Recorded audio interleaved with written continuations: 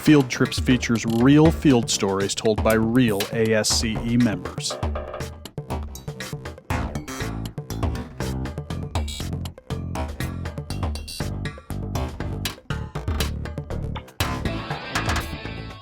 Hello, everyone.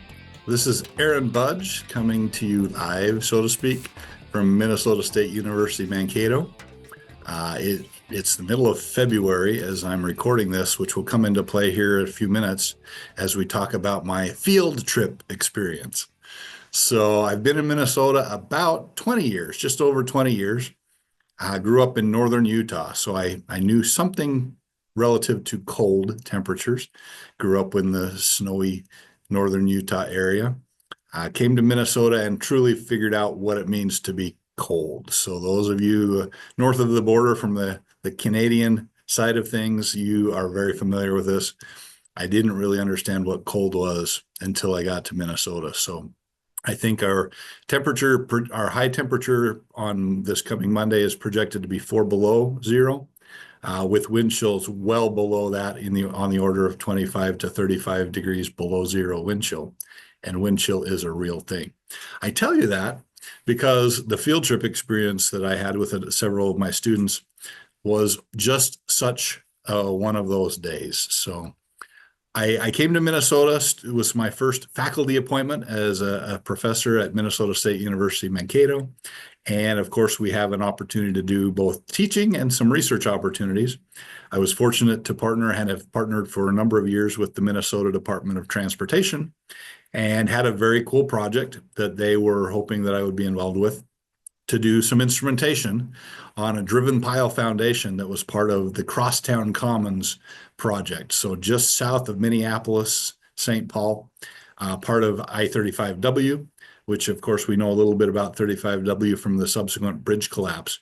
But this was prior to the bridge collapse on a separate segment of that piece of interstate where they were basically rerouting the Highway 62 and I-35W that had a kind of a funny alignment, and there was a need to cross 4 lanes of traffic in a 1-mile stretch, and that was causing all kinds of headaches. So they were putting in a new structure to be able to remedy the situation. In any case, they wanted to measure a little bit what the drag load effects would be. So at that point, the Foundations Division was trying to persuade the bridge office folks that down drag, negative skin friction, was a real thing.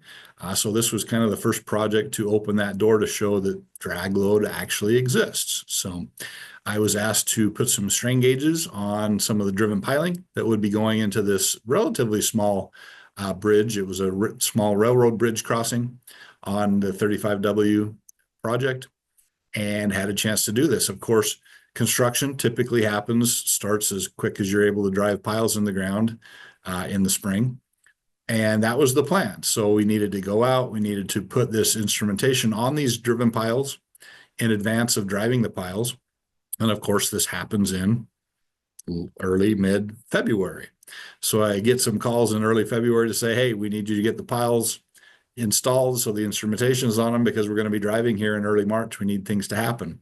So I recruit some of the students from my classes to be able to help out with this because, of course, it's going to take a lot more time if I do it individually. Plus, I wanted to be out there, able to get them out to see a construction project.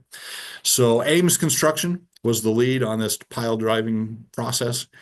Great group, fantastic group of individuals, both the project manager and some of the others that were there on the crew. They had the piles already laid out in the yard, the Ames construction yard, just a little bit south of the project site. Said, yeah, come up, take care of the instrumentation. They had already welded on some angle iron that was going to be used to protect the cables for these strain gauges. We just needed to basically pull the cables, get the gauges connected, and protect them so they could be transported to the site and subsequently installed.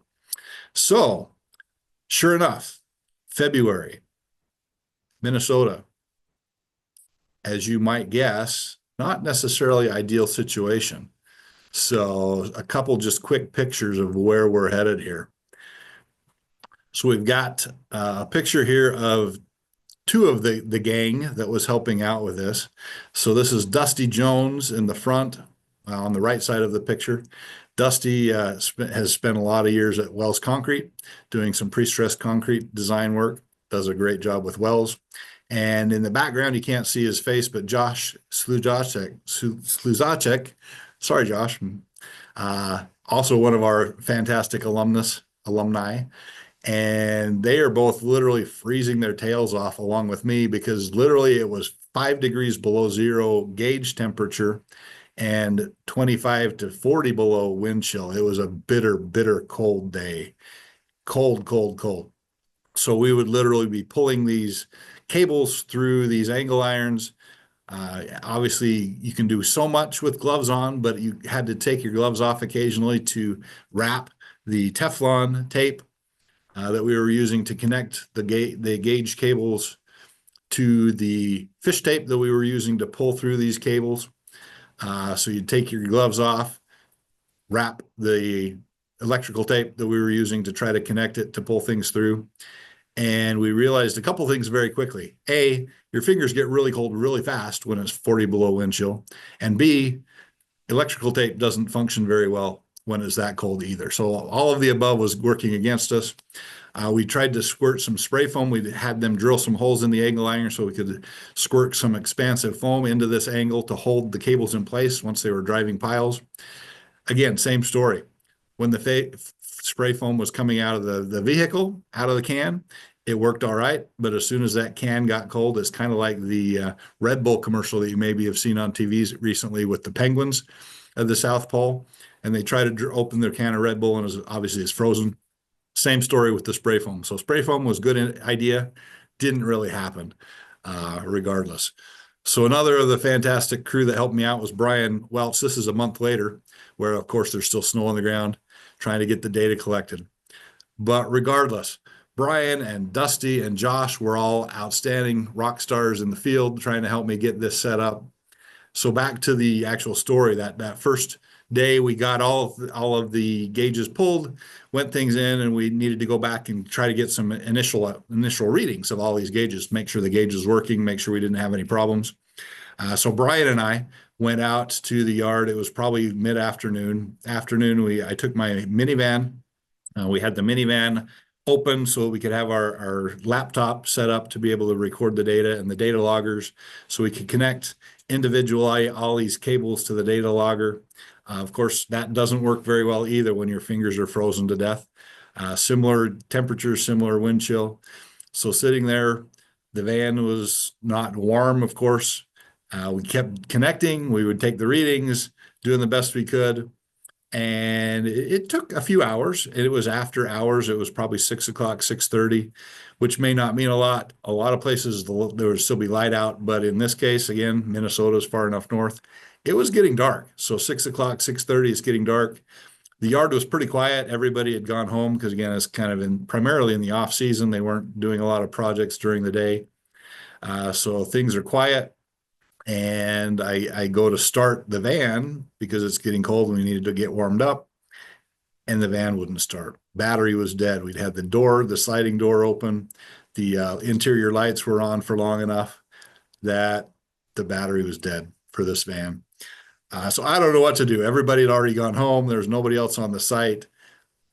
How am I going to find somewhere that we can jump my van so that we can get home? Because we're about 2 hours away from home. So I wander around a little bit in the yard, and I say this carefully. I love the Ames construction folks. They probably don't know about this, but I happened to find one of the work trucks that had his keys in it. So I borrowed the truck, took it over to my van, connected it, made it work to get the battery connected, jumped my own van to get it started again, and kept it running from that point forward. Then returned, of course, the truck to its location. But just a whale of an experience trying to do the best we could from freezing to death. Again, the story has said that you'd leave Minnesota if you weren't frozen, stuck to the ground in the winter, and such it is. So the wind blows cold in the upper Midwest, and Minnesota is certainly indicative of that. So thank you, Dusty and Josh and Brian, for all the work years ago. It was a learning experience, and definitely we've invested in the Carhartt gear to be sure that we stay warm from that point forward. Thank you for this opportunity, enjoy my field trip. Field Trips is a production of ASCE and the Geo-Institute.